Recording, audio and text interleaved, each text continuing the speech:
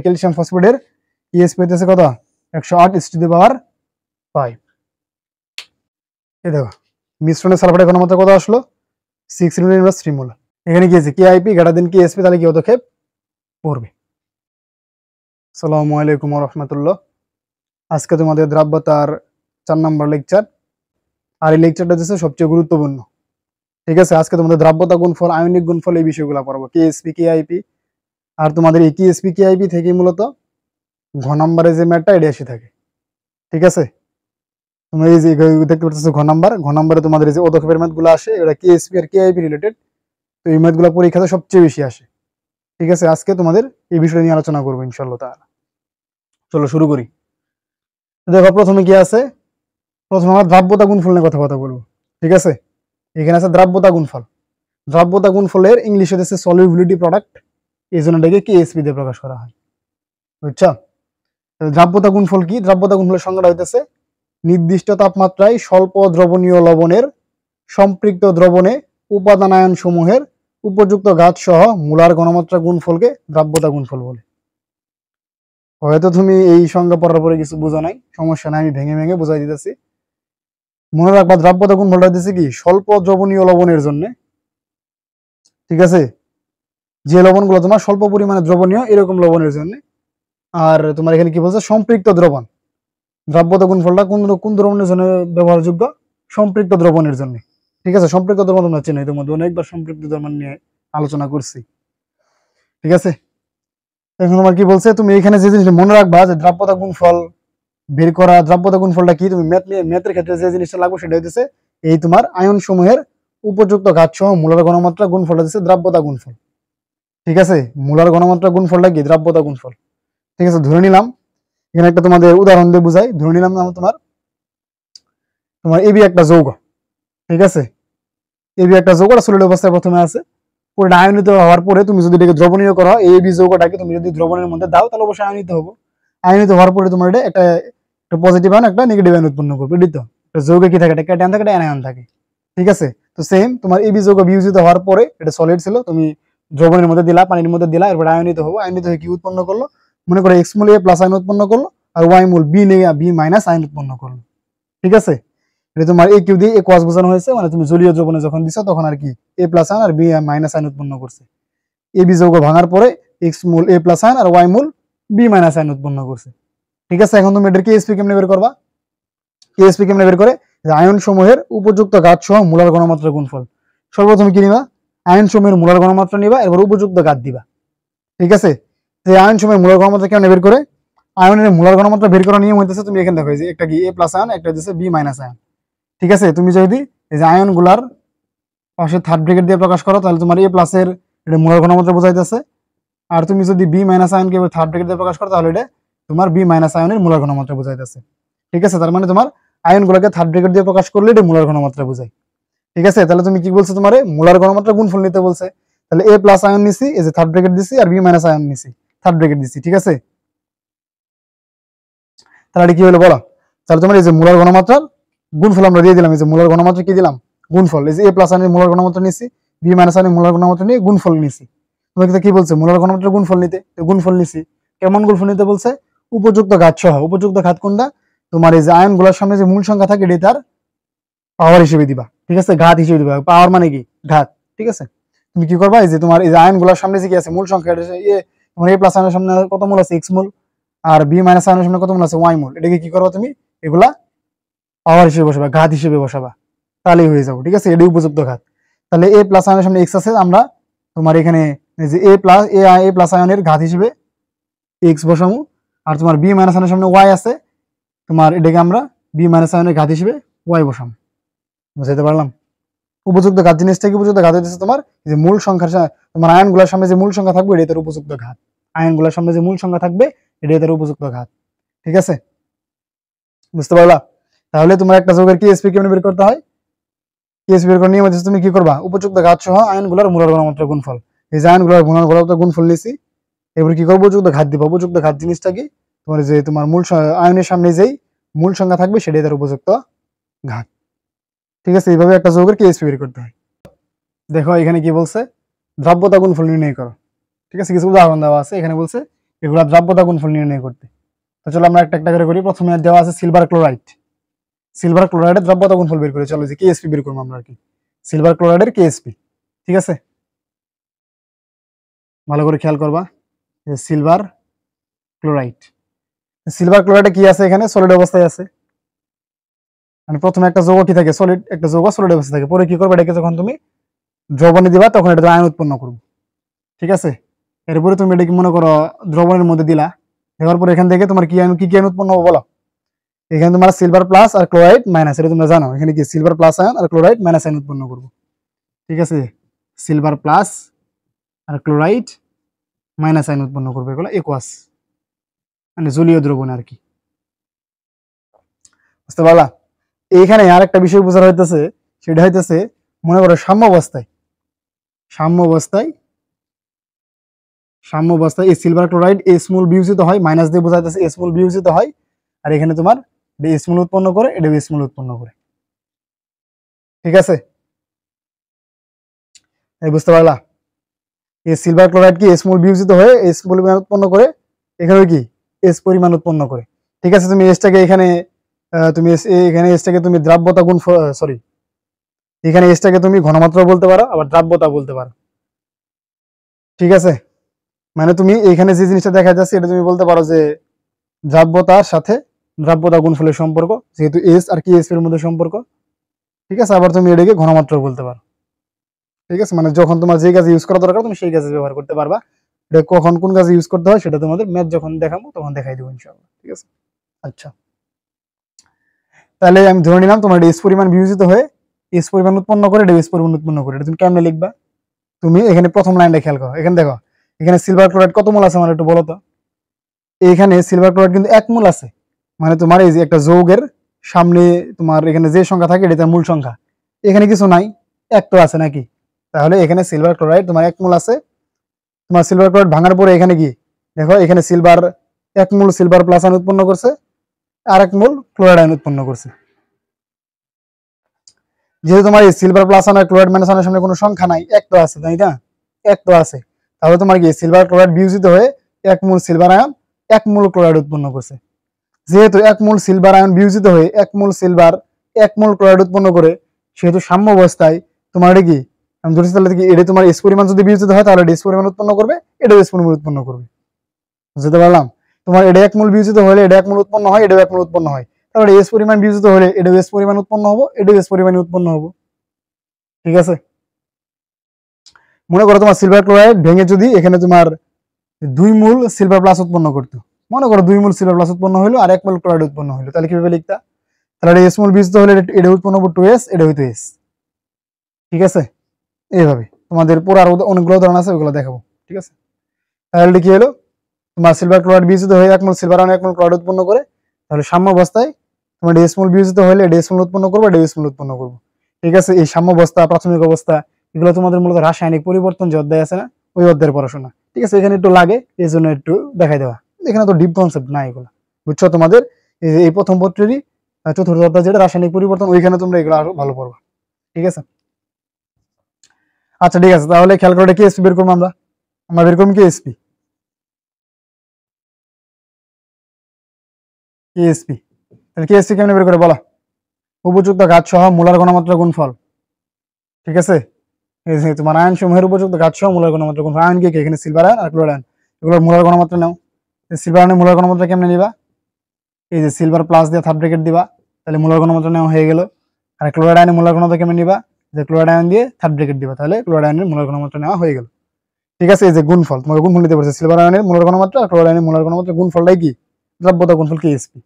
ঠিক আছে, তো এখানে তুমি পাওয়ার কত দিবা? এখানে দেখো তো সিলভারের সামনে কত আছে? 1, ক্লোরাইডের সামনে 1, তাহলে এগুলো পাওয়ার কত হবো? 1। পাওয়ার যেহেতু 1, এগুলো দেওয়ার আর দরকার নেই, বুঝছো? পাওয়ার 1 থাকলে এগুলো দেওয়ার আর দরকার নেই। তাহলে তোমার এখানে দেখো সিলভার ক্লোরাইডের কেএসপি কত বলে, যে সিলভার আয়নের ঘনমাত্রা, ক্লোরাইড আয়নের ঘনমাত্রা। এখন বলো তো সিলভারের ঘনমাত্রা কত? এই যে সিলভারের ঘনমাত্রা s, ক্লোরাইডের ঘনমাত্রা কত? s, তাহলে s ইনটু s, তাহলে কি পালে s আর s গুণ করলে s স্কয়ার, তাহলে সিলভার ক্লোরাইডের দ্রব্যতা গুণফল কেএসপি সমান কত? s square. ঠিক আছে, এখন কথা আছে এটা কি মুখস্থ করবো আমি? না, এটা মুখস্থ করবা। ঠিক আছে, তুমি যেই যৌগ দিক তুমি এভাবে ভেঙে ভেঙে কি করবা? ভেঙে ভেঙে এভাবে তুমি কেএসপির সাথে এস এর সম্পর্ক বের করবা। ঠিক আছে, মানে কেএসপি এর সাথে দ্রাব্যতা সম্পর্ক, এস দিয়ে কি দ্রাব্যতা বোঝায়, তাহলে দ্রাব্যতা গুণফলের সাথে দ্রাব্যতা সম্পর্ক অথবা দ্রাব্যতা গুণফলের সাথে ঘনমাত্রা বলতে পারো, ঘনমাত্রা সম্পর্ক। বুঝতে পারলাম? তাহলে আশা করি এটা বুঝতে পারছো। এর পরেরটা দেখি চলো। এরপরে কি আছে দেখো, ক্যালসিয়াম ফ্লোরাইড। ক্যালসিয়াম ফ্লোরাইড কি বলো? ক্যালসিয়াম ফ্লোরাইড, এটা প্রথমে সলিড আছে, এটা তুমি ভাঙো, মনে করো একটা জলীয় দ্রবণে দিলা, দেওয়ার ফলে কি হবে, এটা এখানে ক্যালসিয়াম 2+ আয়ন উৎপন্ন করবো, জানো যে ক্যালসিয়াম 2+, ঠিক আছে। আর এখানে ফ্লোরাইড আয়ন উৎপন্ন করবো, ফ্লোরাইড F- আয়ন উৎপন্ন করবো, ঠিক আছে। তাহলে সাম্যাবস্থায় সেম আগের মতোই ধরে নিলাম যে সাম্যাবস্থায় দেখো এটা এক মোল ভাঙলে এটা এক মোল উৎপন্ন করে, সরি এখানে তুমি সমতা করো, এখানে কটা আছে, ক্যালসিয়াম আছে 1 1, এখানে ফ্লোরিন আছে 2, তাহলে সামনে 2 দাও, সমতা করতে পারবে, ঠিক আছে। এখানে তোমার ক্যালসিয়াম কটা ছিল, একটা, এই যে একটা, এখানে ফ্লোরাইড কটা, ফ্লোরাইড আয়ন কটা আছে, ফ্লোরাইড আছে 2টা, F2, তাহলে এখানে সামনে 2 দিয়ে দাও, ঠিক আছে।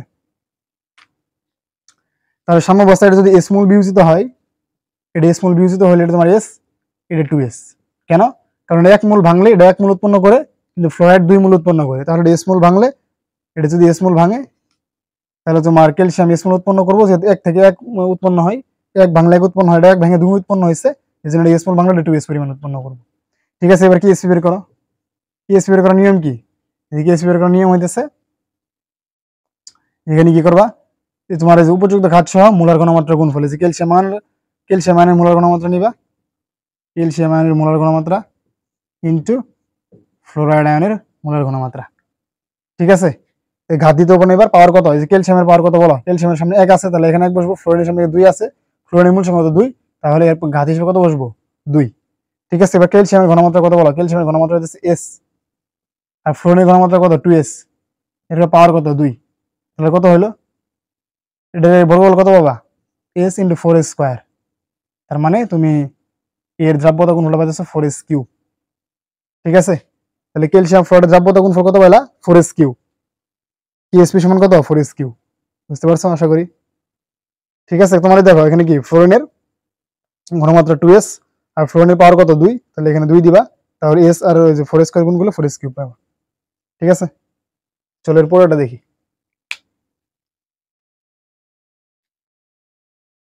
এর পরেরটা কি দেওয়া আছে, অ্যালুমিনিয়াম হাইড্রোক্সাইড।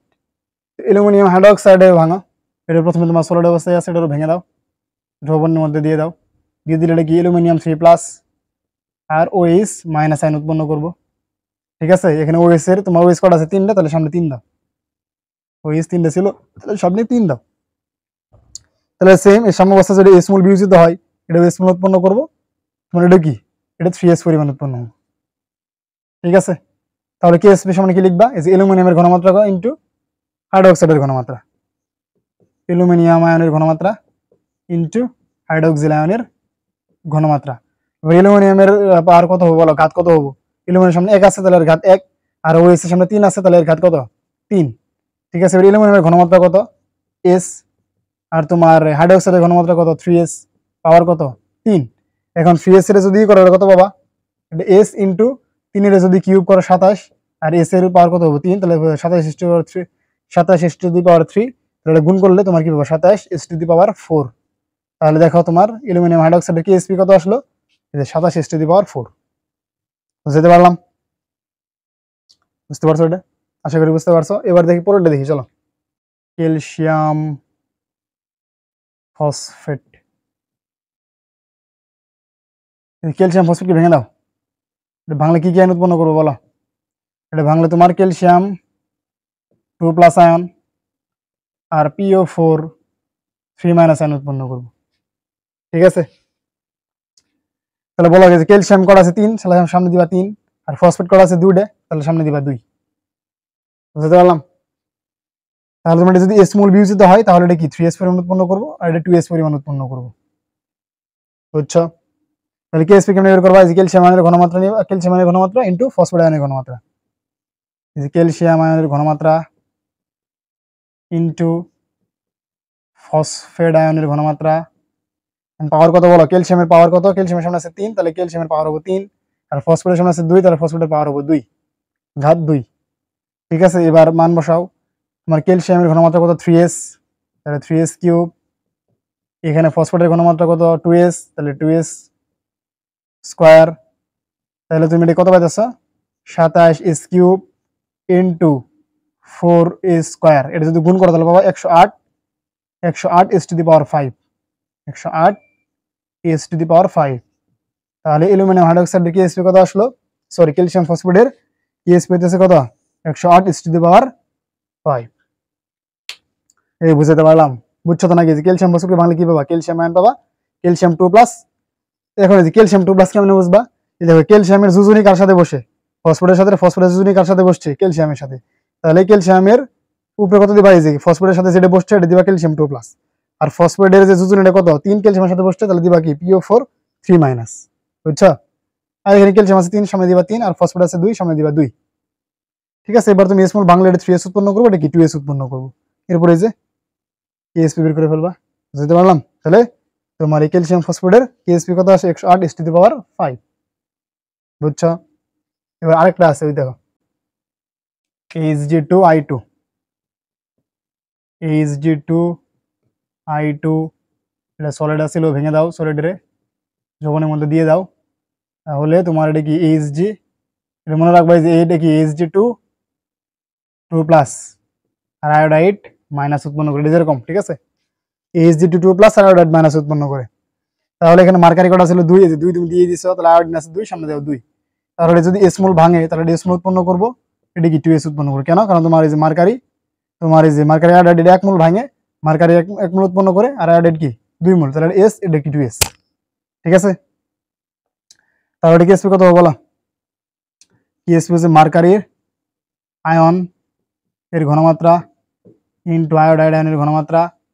এবার মান বসাও, এটা S, আয়োডিনের সামনে কত বসবে, এটা পার কত 2, আয়োডিনের সামনে 2 আছে, তাহলে পাওয়ার হিসেবে 2 বসবে।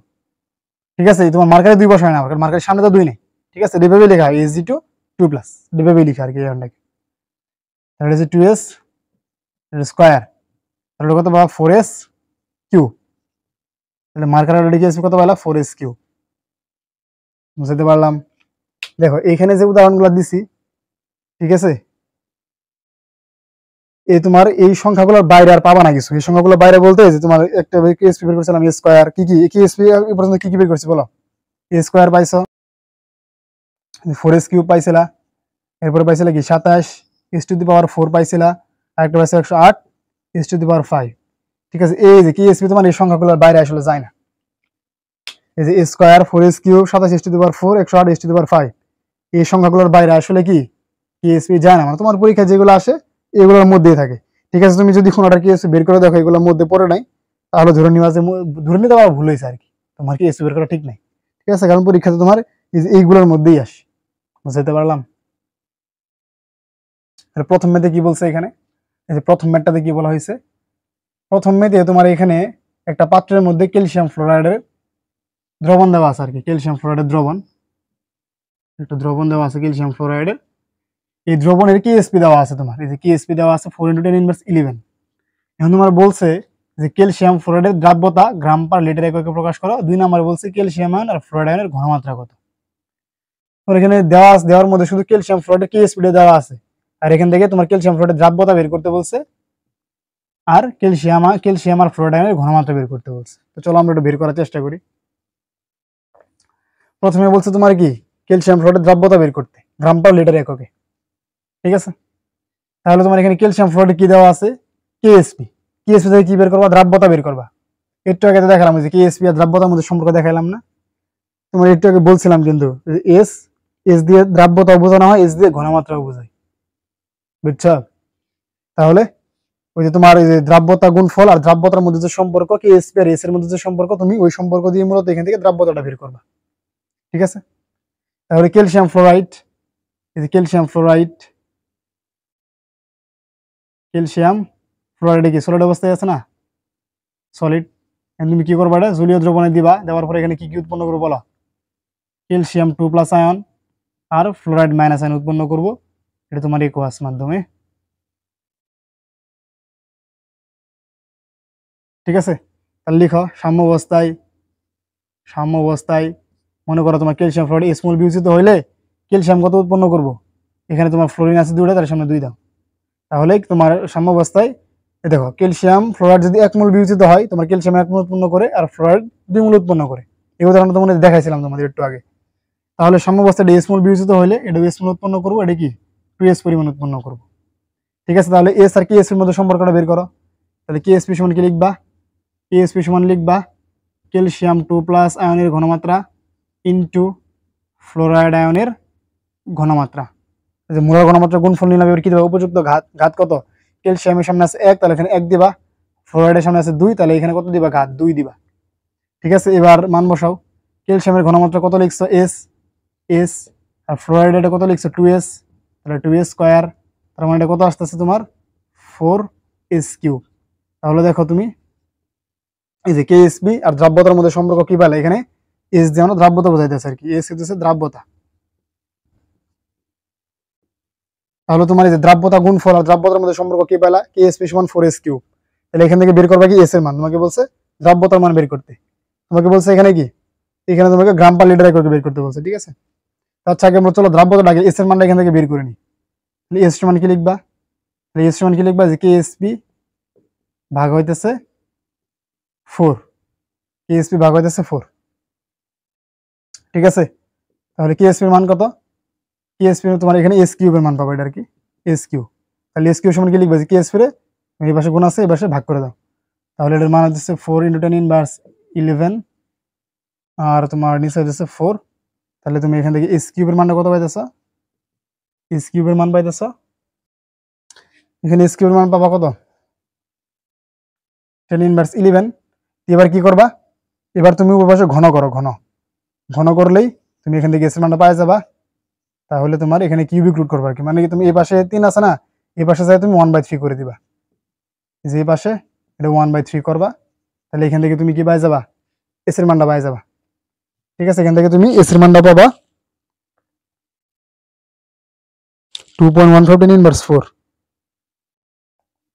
2.15 10⁻4 মোল পার লিটার। ঠিক আছে, দেখো এখানে যে তুমি ঘনমাত্রাটা পাইছো এটা কি মোল পার লিটারে পাইছো। খেয়াল করো, এখানে তুমি যে ঘনমাত্রাটা পাইলা এটা কি হচ্ছে পাইলা? মোল পার লিটার এককে। ঠিক আছে, এটা তুমি মোল পার লিটার এককে পাবা আর কি, তুমি যে ঘনমাত্রাটা কেএসপি থেকে বের করছো। তোমাকে তো মোল পার লিটারে ঘনমাত্রা চাই নাই, তোমার কাছে চাইছে গ্রাম পার লিটার এককে। ঠিক আছে, মোল পার লিটার থেকে কেমনে গ্রাম পার লিটারে যাওয়া যায়? ঠিক আছে, তোমরা একটা জিনিস খেয়াল করো, তোমরা কিন্তু জানো এই যে মূল সংখ্যা এন সমান কি লেখা যায় বলো? W/M। এটা কি তোমাদের মনে পড়ে? এটা তোমরা কিন্তু 9 10 পড়ছিলা। 9 10 তোমাদের ওই যে স্টয়কিওমেট্রি কেমিস্ট্রি নামে একটা কিছু অধ্যায় ছিল, ওই অধ্যায়ের মধ্যে বলছিল যে মূল সংখ্যা এন সমান কি W/M। W হচ্ছে গ্রাম এককে ভর আর M হচ্ছে পারমাণবিক ভর।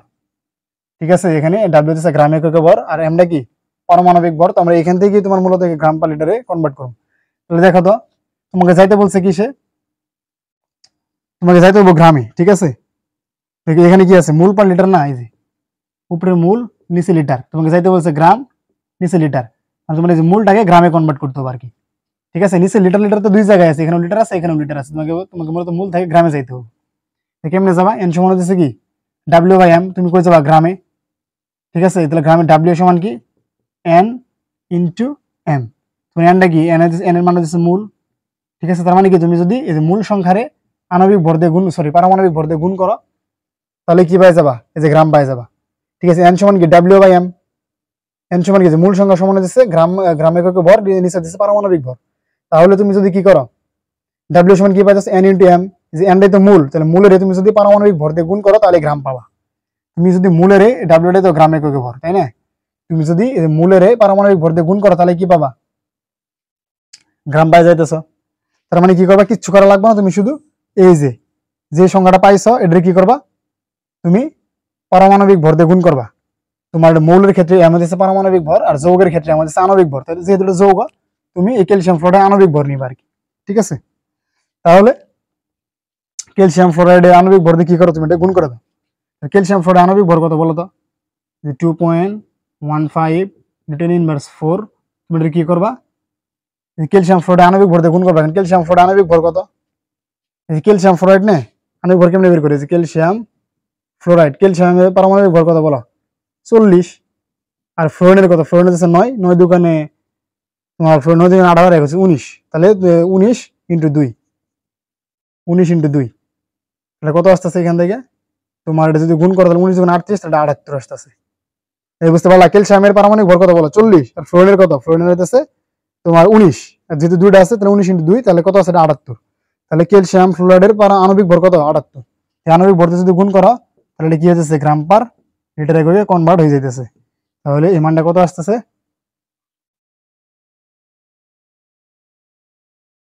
1.68 10⁻²। এত গ্রাম পার লিটার। বুঝতে পারলাম? তুমি কি করবা? এই যে তুমি যে মোল পার লিটারটা পাইছো ওটার কি করবা? ক্যালসিয়াম ফ্লোরাইডের আণবিক ভর দিয়ে গুণ করে দিলে গ্রাম পার লিটারে কনভার্ট হয়ে যাবে। আশা করি বুঝাইতে পারছি, ঠিক আছে? কারণ এখানে তোমাদের ভেঙে ভেঙে বুঝাইছি, ঠিক আছে? কিভাবে আণবিক ভর বের করতে হয় এখানে দেখাই দিছি। বুঝতে পারছো? এটা কিন্তু 1 নম্বর ম্যাথ গেল আর কি, ঠিক আছে? তোমাকে প্রথমে কি বলছিল? প্রথমে তোমাকে বলছিল দ্রব্যতা বের করতে, যে গ্রাম পার লিটার এককে দ্রব্যতা বের করতে, তো আমরা 1 নম্বর ম্যাথ করে ফেলছি, ঠিক আছে? ছিল 1, ঠিক আছে? তাহলে তোমার কি করছি আমরা? এই যে 1 নাম্বার গ্রাম পার লিটার একক প্রকাশ করতে বলছিলাম, আমরা এটা করে ফেলছি, ঠিক আছে? এবার 2 নাম্বারটা করি, চলো। দেখো 2 নাম্বার কি বলছে? 2 নাম্বার বলছে তোমার ক্যালসিয়ামের ঘনমাত্রা আর ফ্লোরাইড আয়নের ঘনমাত্রা কত। এখন বলো, তোমরাই বলো ক্যালসিয়ামের ঘনমাত্রা কত? আমার ক্যালসিয়ামের ঘনমাত্রা লাগবে আর ফ্লোরাইড আয়নের ঘনমাত্রা লাগবে। তাহলে ক্যালসিয়ামের ঘনমাত্রা কত? ক্যালসিয়ামের ঘনমাত্রা, দেখো ক্যালসিয়ামের ঘনমাত্রা কত? এই যে এস, দেখছো? সরি এখানে দেখাই। এই যে ক্যালসিয়ামের ঘনমাত্রা তুমি যে লেখা রাখছো এস। আমি কি বলছিলাম? এসটাকে দ্রাব্যতা দিয়ে প্রকাশ করা হয় আর ঘনমাত্রা হিসেবে প্রকাশ করা হয়। যখন যেটা লাগে সেটা ইউজ করবা, ঠিক আছে? তাহলে তোমার ক্যালসিয়ামের ঘনমাত্রা কত? এস। তাহলে ক্যালসিয়ামের ঘনমাত্রা এস। এস এর মান কত? তুমি এস এর মানটা এখন গ্রাম পার লিটারও নিতে পারো, মোল পার লিটারও নিতে পারো, ঠিক আছে? মোল পার লিটার নিয়ে করে দিই, একটা নিলে হয়েছে। মোল পার লিটারে এপ্রোপ্রিয়েট বেশি। তো দেখো তোমার এস এর মানটা কত এখানে? এই যে কত? 2.15 10⁻4 মোল পার লিটার। তাহলে ক্যালসিয়ামের ঘনমাত্রা হইতেছে 2.15 10⁻4 মোল পার লিটার। এটা গেল ক্যালসিয়ামের ঘনমাত্রা, ঠিক আছে? এরপর কি ফ্লোরাইডের ঘনমাত্রা লাগবে। ফ্লোরাইড, এই যে ফ্লোরাইডের ঘনমাত্রা কত? ফ্লোরাইডের ঘনমাত্রা কত? দেখো 2s, নিজেই লিখে রাখছো তুমি 2s।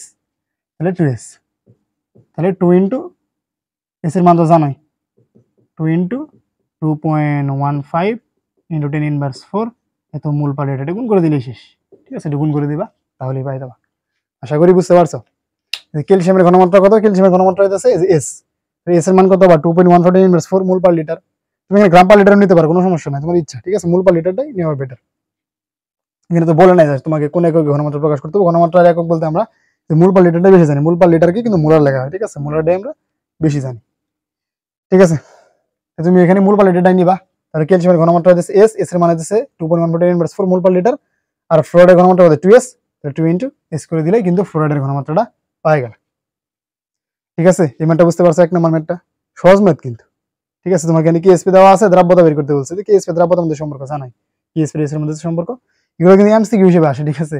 এটা তুমি দেখবা যে ঘ নাম্বারেও আসে, ঠিক আছে? এই ম্যাথটা তুমি ঘ নাম্বারের জন্য ইউজ করতে পারো, ঘ নাম্বারেও আসে, ঘ নাম্বারে আবার এমসিকিউ তো এরকম টাইপের ম্যাথ দেয়, বুঝছো? এবার দেখো পুরা মাঠ শূন্য, বুঝছো? পুরা মাঠ খালি, পুরা মাঠে একটা মাত্র খেলোয়াড় বাকি। এই খেলোয়াড়টা হচ্ছে আসলে তোমাদের পাকা খেলোয়াড়, বুঝছো? এটাই তোমাদের মানে এই ম্যাথটাই সবচেয়ে বেশি পরীক্ষাতে আসে। দেখো এখানে ইম্পর্টেন্ট দেওয়া আছে, এটা ভেরি ভেরি ইম্পর্টেন্ট। এটা তোমার আসার সম্ভাবনা 99.99%। ঘ নাম্বার আসে, ঠিক আছে?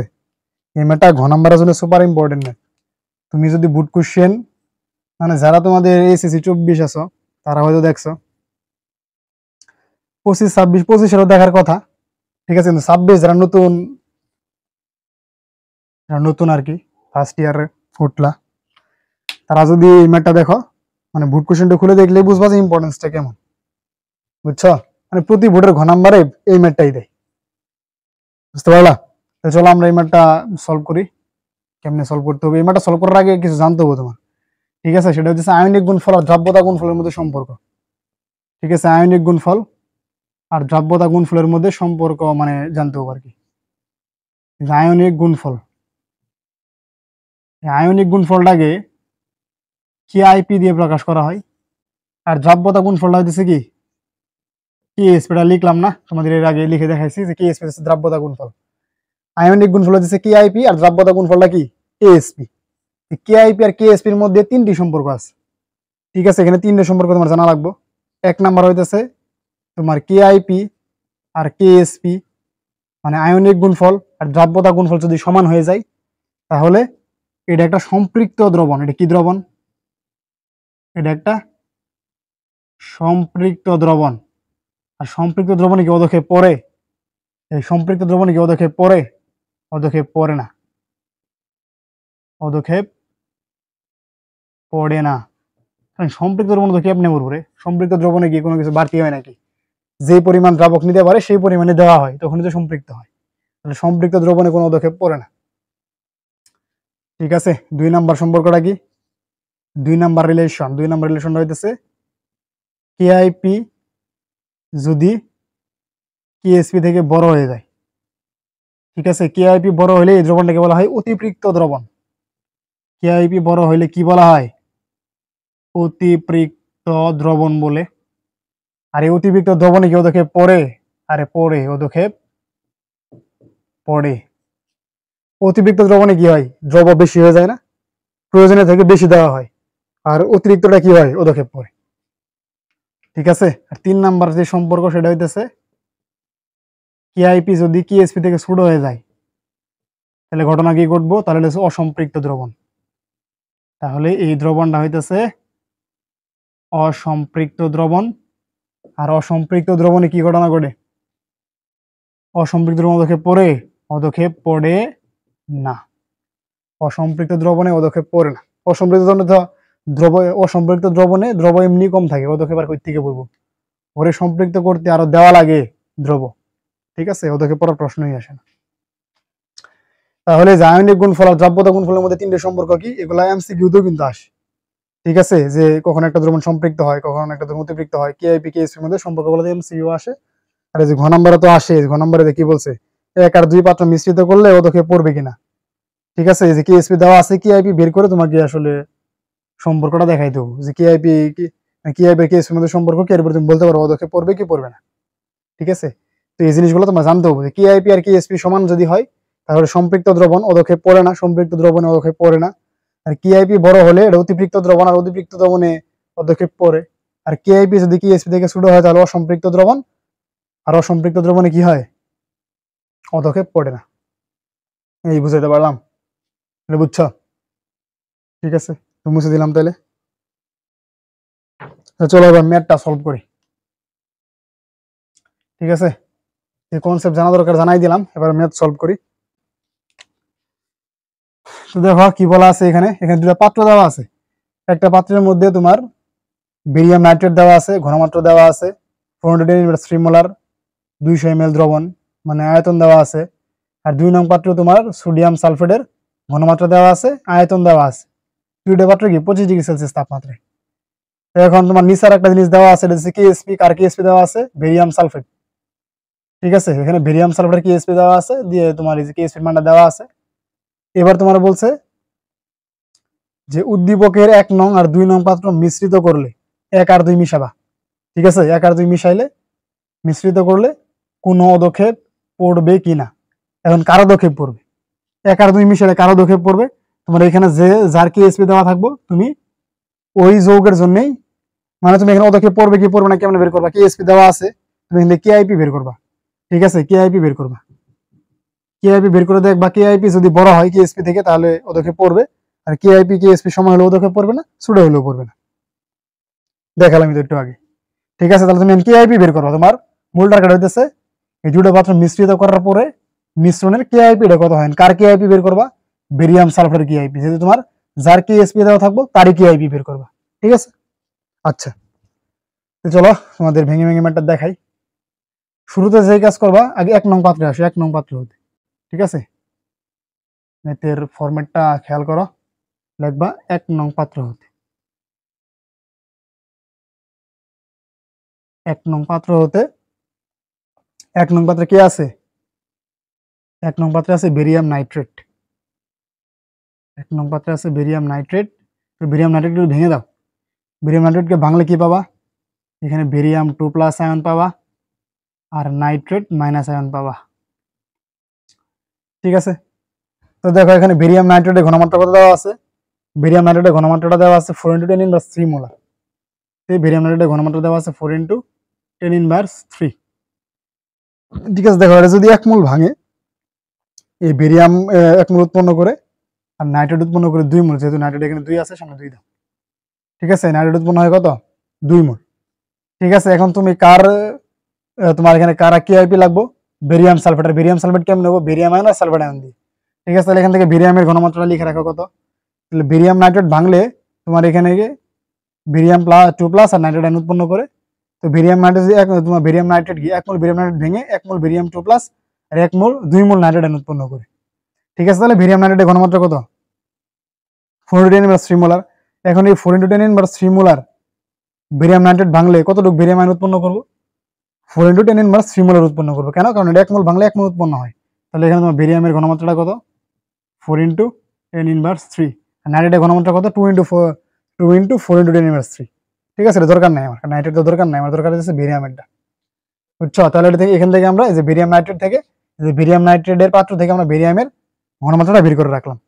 ঠিক আছে, কারণ দেখো তোমার এই যে বেরিয়াম সালফেটের কেআইপি লাগবে না, তাহলে তোমার বেরিয়াম আর সালফেটের ঘনমাত্রা লাগবে। ঠিক আছে, আমরা মিশ্রণের ঘনমাত্রা লাগবে, মিশ্রণের ঘনমাত্রা বের করার আগে তুমি নিজস্ব পাত্রে কার ঘনমাত্রা কত এটা একটু বের করে রাখতে হবে। এবার 2 নং পাত্রে আসো, মানে বেরিয়াম নাইট্রেটের নিজের পাত্রে বেরিয়ামের ঘনমাত্রা কত? 4 × 10³ এবার 2 নং পাত্র হতে। ঠিক আছে, এবার 2 নং পাত্র হতে। 2 নং পাত্রে কে আছে? 2 নং পাত্রে সোডিয়াম সালফেট আছে। 2 নং পাত্রে আছে সোডিয়াম সালফেট। সোডিয়াম সালফেট একটু ভেঙে দাও, হালকা করে একটু ভেঙে দাও। তাহলে এখান থেকে সোডিয়াম প্লাস পাবা আর এখান থেকে সালফেট আয়ন পাবা। SO4 2-। সোডিয়াম এখানে 2 মোল আছে, সামনে দাও 2। ঠিক আছে, তাহলে সোডিয়াম সালফেটের ঘনমাত্রা কত দেওয়া হতো? সোডিয়াম সালফেটের ঘনমাত্রা হইতেছে 8 × 10³ 8 × 10³ তাহলে তোমার সোডিয়াম সালফেট 1 মোল সোডিয়াম সালফেট ভেঙে 2 মোল সোডিয়াম প্লাস আর 1 মোল সালফেট উৎপন্ন করে। তাহলে 8 × 10³ মোল আর সোডিয়াম সালফেট ভাঙলে কতটুকু সোডিয়াম উৎপন্ন করে, কতটুকু সালফেট? এখানে তোমার 2 × 8 × 10³ এতটুকু সোডিয়াম প্লাস আর সালফেট কত? 8 × 10³ ঠিক আছে, তাহলে আমার লাগবে কার? আমার শুধু সালফেটটা নিলেই চলবে, যে আমার এখানে আমার সালফেটটা দরকার। ঠিক আছে, তাহলে তুমি কি করবা? এখান থেকে সালফেটের ঘনমাত্রা কত? 8 × 10³ কেন হলো বুঝছো তো? কারণ এটা 1 মোল ভাঙলে সালফেট 1 মোল উৎপন্ন করে, তাহলে এখানে এত মোল ভাঙলে এটা তোমার এত মোলার ভাঙলে এটা কি এত মোলার উৎপন্ন করবে। বুঝতে পারলাম? আচ্ছা, তাহলে আমরা কি করলাম? এগুলা নিজস্ব পাত্রে বেরিয়াম আর সালফেটের ঘনমাত্রা বের করলাম নিজের পাত্রে। নিজের পাত্রে বেরিয়ামের ঘনমাত্রা কত আর নিজের পাত্রে সালফেটের ঘনমাত্রা কত বের করে রাখলাম। বুঝতে পারলাম? এই যে নিজের পাত্রে বেরিয়াম আর সালফেটের ঘনমাত্রা বের করে রাখলাম। আমার তো নিজের পাত্রটা দরকার নেই, আমার কার ঘনমাত্রা দরকার? আমার দরকার হইতেছে তোমার মিশ্রণের ঘনমাত্রা। ঠিক আছে, আমার দরকার কার? আমার দরকার হচ্ছে মিশ্রণের ঘনমাত্রা। ঠিক আছে, কেআইপি কেমনে বের করে? কেএসপি তুমি যেমন বের করেছিলে না, মোলার ঘনমাত্রা গুণফল আয়নগুলোর, কেআইপি সেম, কেআইপিটাও সেম। তোমার কেআইপি দেখা লাগতেছে মিশ্রণে। ঠিক আছে, এই জন্য আমার তোমার কার কেআইপি লাগবে? Barium sulphate. এই জন্য মিশ্রণে তুমি এই যে বেরিয়াম 2+ আর এই সালফেটের ঘনমাত্রা বের করবা। কই? মিশ্রণে বের করবা। মিশ্রণে কেমনে বের করে? চলো আমরা একটা মিশ্রণে বের করে দেখাই। ঠিক আছে, প্রথমে মিশ্রণে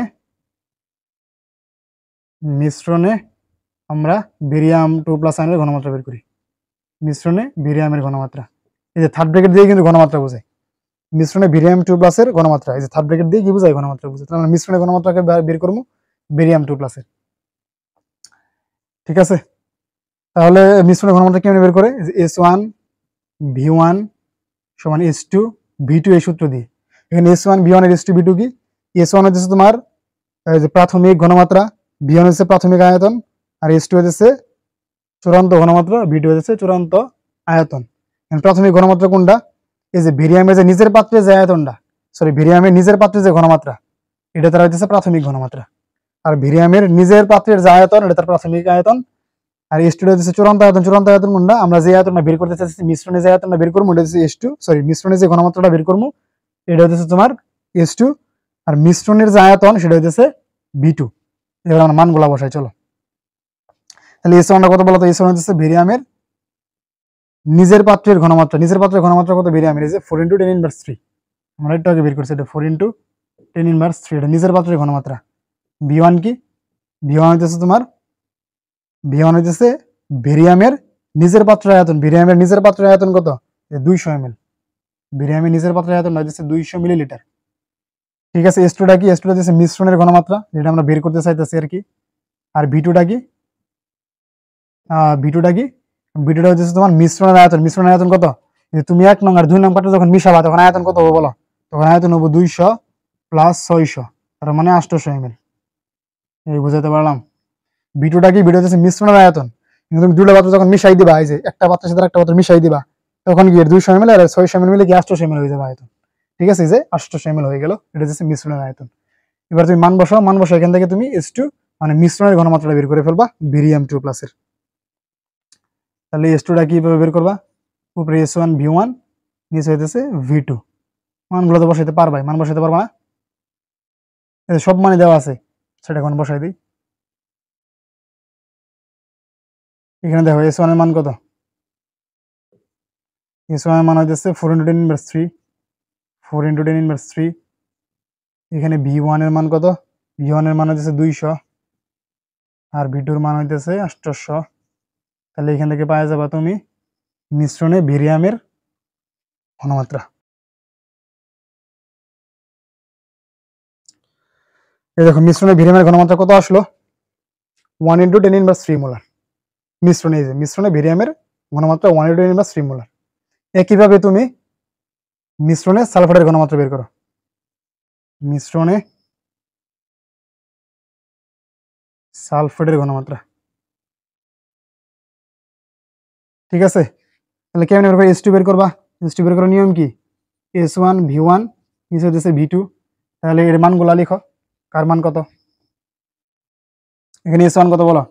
S1 হচ্ছে তোমার এই যে সালফেটের নিজের পাত্রের আয়তন, এটা কত? 8 × 10⁻³ 8 × 10⁻³ মোলার।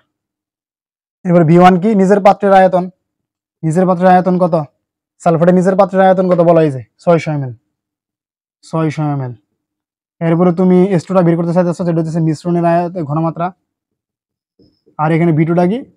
V2 হচ্ছে মিশ্রণের আয়তন, সেটা কত? 800 ml। দুই পাত্র মিশাইলে 600 আর 200 মিলে 800 ml। তো এখানে যদি মানগুলা বসাও, এখান থেকে তুমি কি পাই যাবা? মিশ্রণে সালফেটের ঘনমাত্রাটা পাই যাবা। এই দেখো মিশ্রণে সালফেটের ঘনমাত্রা কত আসলো? 6 × 10⁻³ মোলার। আমরা মিশ্রণে বেরিয়ামের ঘনমাত্রা বের করলাম 1 × 10⁻³ মোলার, আর মিশ্রণে সালফেটের ঘনমাত্রা দিয়েছে 6 × 10⁻³ মোলার।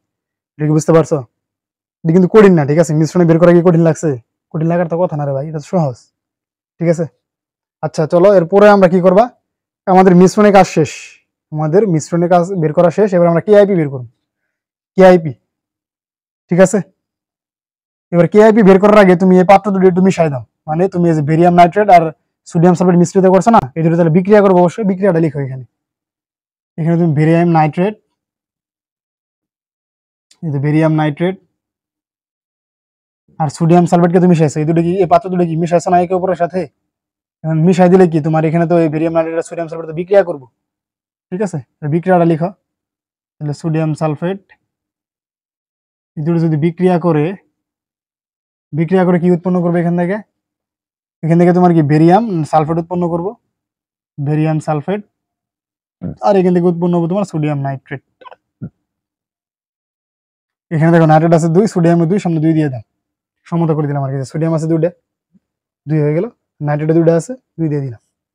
ঠিক আছে, এই যে তোমার এই দেখো পাত্র দুটো মিশ্রণের পরে কি কি উৎপন্ন হয়েছে? বেরিয়াম সালফেট আর সোডিয়াম নাইট্রেট। এখন তোমার বলছে যে উদ্দীপকের 1 নং আর 2 নং পাত্র মিশ্রিত করলে কোন পদক্ষেপ পড়বে কিনা। এখন কার পদক্ষেপ পড়বে তুমি কেমনে বুঝবা? এখানে তো মিশ্রিত করবা, 2টা যৌগ উৎপন্ন হয়েছে, একটা হচ্ছে বেরিয়াম সালফেট, একটা হচ্ছে সোডিয়াম নাইট্রেট। এখন কার পদক্ষেপটা পড়বে? এই যে তোমার যার কেএসপি দেওয়া থাকবে তাহলে তুমি পদক্ষেপটা বের করবা। ঠিক আছে, তার মানে তুমি এখানে যে বেরিয়াম সালফেট পদক্ষেপ হবে কিনা এই জিনিসটা বের করবা। এই জন্যই আমরা এতক্ষণ ধরে কি করছি, এখানে তোমার এই যে বেরিয়াম 2+ আর সালফেটের মিশ্রণের যে ঘনমাত্রা সেটা আমরা বের করছি। ঠিক আছে, এটা তো একটু বলে দিলাম যে তুমি কার কেআইপি বের করবা। বেরিয়াম যার কেএসপি দেওয়া থাকবে তাই কেআইপি বের করবা। ঠিক আছে, এবার বেরিয়াম সালফেটের কেআইপি বের করবো আমরা। এই যে বেরিয়াম সালফেটের আমাদের কেএসপি দেওয়া আছে, বেরিয়াম সালফেটের কেএসপি দেওয়া আছে, তাহলে আমরা বেরিয়াম সালফেটের কেআইপি বের করব। ঠিক আছে, বেরিয়াম সালফেটের কেআইপি বের করো। এই যে বেরিয়াম সালফেটকে ভেঙে দাও, ভেঙে দিলে পাবা এখানে বেরিয়াম 2+ আয়ন, বেরিয়াম 2+ আয়ন আর সালফেট SO4 2- আয়ন। ঠিক আছে, এই যে বেরিয়াম সালফেটকে ভাঙলে কি পাবে? বেরিয়াম 2+ আয়ন আর SO4 2- আয়ন। তাহলে তুমি কি করবা? কেআইপি বের করবা। কেআইপি বের করার নিয়ম সেম, উপযুক্ত ঘাত সহ মোলার ঘনমাত্রার গুণফল। ঠিক আছে, তাহলে বেরিয়াম 2+ এর মোলার ঘনমাত্রা ইনটু সালফেটের মোলার ঘনমাত্রা। বুঝতে পারলাম? এখানে ঘাত কত? এখানে ঘাত দেওয়ার কিছু নাই, কারণ তুমি দেখো এখানে আসলে পাওয়ার কিছুই নাই, সামনে 1 1 আছে, তাহলে আর পাওয়ার দেওয়ার কিছু নাই, এখানে ঘাত দেওয়ার কিছুই নাই। তাহলে ভেরিয়ামের ঘনমাত্রা কত, যে মিশ্রণে যে ঘনমাত্রা বের করছো ওই ঘনমাত্রা কিন্তু, যেহেতু তুমি মিশ্রিত করছো, ঠিক আছে। এই যে ভেরিয়াম আর সালফেট কখন পাইছো, মিশ্রিত করার পরে। তাহলে তুমি এই যে ভেরিয়ামের কোন ঘনমাত্রা নিবা, এই যে মিশ্রিত ঘনমাত্রা নিবা, এই যে মিশ্রণের যে ঘনমাত্রা, সালফেটের কোন ঘনমাত্রা নিবা, এই যে মিশ্রণের যে ঘনমাত্রা, ঠিক আছে। তাহলে ঘনমাত্রাগুলো লেখো, এটা হচ্ছে 1 × 10⁻³ ইন্টু এটা হচ্ছে কত 6 × 10⁻³। তাহলে এদের গুণগুলো কত পাবা, এটা গুণগুলো পাবা 6 × 10⁻6। এটা গুণগুলো কত পাবা, এটা গুণগুলো পাবা 6 × 10⁻6। এখন কেআইপি আর কেএসপি এর একক নেই আসলে, ঠিক আছে, একক দেওয়ার কিছু নাই, এগুলো একক দেওয়া লাগবে না আর কি, ঠিক আছে। তাহলে কেআইপি এর মান কত পাইলা, 6 × 10⁻6 পাইলা। এখন কেএসপি কত, এটা পাইলা কেআইপি এর মান, এটা কি পাইলা, কেআইপি এর মান পাইলা 6 × 10⁻6। কেএসপি এর মান কত, কেএসপি এর মান কত বলেছে, কেএসপি মান দেওয়া আছে 1.1 × 10⁻10। এখন বলো কোনটা বড়, কেআইপি বড় নাকি কেএসপি বড়? এখানে দুটোর মধ্যে বড় কোনটা, কেআইপি নাকি কেএসপি? এখানে কিন্তু কেআইপি বড়, কারণ তুমি দেখো এখানে কত আছে 10⁻6 10⁻10, মানে ইনভার্স দিয়ে সংখ্যা যত কম থাকবে ওটা তত বড়, ঠিক আছে। 6 এর তুমি মনে করো 10⁻6 দিয়ে ভাগ করবা, আর 1.1 এর এখানে 10⁻10 দিয়ে ভাগ করবা, তাহলে কোন মানটা বড় হবে? তুমি এখানে কি করতেছো, 10 এর উপরে পাওয়ার 6 এই কম সংখ্যাতে ভাগ করতেছো, তার মানে এই মানটাই বড় হবে। আর বেশি সংখ্যাতে ভাগ করতেছো মানে এই মানটা কি ছোট হবে, ঠিক আছে। তাহলে তোমার এখানে বড় কে, এখানে তোমার বড় হইতেছে কি, এখানে কিন্তু কেআইপি বড়, কেআইপি গ্রেটার দেন কেএসপি। আর কেআইপি যদি বড় হয় তাহলে কি ঘটনা ঘটে, পদক্ষেপ পড়ে নাকি পড়ে না? অবশ্যই পদক্ষেপ পড়ে, পদক্ষেপ পড়বে। তাহলে তোমার কি 1 নং আর 2 নং পাত্র যদি মিশ্রিত করো পদক্ষেপ পড়বে, পদক্ষেপ কি, পদক্ষেপ পড়বে। বুঝতে পারলাম? এখানে দেখো কেআইপি কেএসপি থেকে বড় হয়েছে, যে কেআইপি গ্রেটার দেন কেএসপি, এখানে কি আছে কেআইপি গ্রেটার দেন কেএসপি, তাহলে কি পদক্ষেপ পড়বে, ঠিক আছে। তাহলে ম্যাথটা কি বুঝতে পারছো? আশা করি বুঝতে পারছো। এখানে কি করবা তুমি, এখানে তোমার যখন বলবো যে পাত্র মিশ্রিত করলে পদক্ষেপ পড়বে কিনা, এখন তুমি দেখবা তুমি তো জানো মিশ্রিত করার ফলে এখানে একাধিক যোগ উৎপন্ন করবো।